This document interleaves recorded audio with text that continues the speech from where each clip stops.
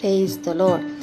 తీవ్రమైన కోరిక అసూయగా మారితే ఇంకేముంది, ఒక జీవితం బలి అయినట్టే.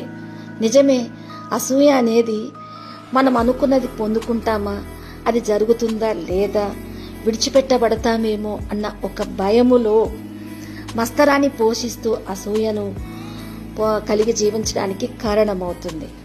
అసూయ అనేది అధికారంగా జీవించే పురుషుల కన్నా తక్కువ శక్తి కలిగిన స్త్రీలలో ఎక్కువగా ఈ అసూయ కనిపించడం.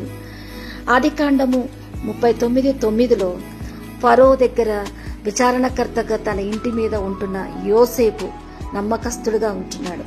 అయితే అతని భార్య అతన్ని మోహించి తనతో ఉండమన్నప్పుడు, ఈ ఇంటి విలువలన్నిటి మీద నాకు అధికారం ఉంది, నీ మీద నాకు అధికారం లేదు, దేవుడికి విరోధంగా ఈ పాపం నేను చెయ్యను అని తన కోరిక నుంచి దూరంగా పారిపోవడానికి ప్రయత్నించిన అతని మీద కోరిక పెంచుకున్న ఆమె ఇంకేముంది, ఆ తీవ్రమైన కోరిక అసూయగా మార్చుకొని అతన్ని జైలు పాలు చేసి అతన్ని బంధించడానికి కారణమయ్యింది.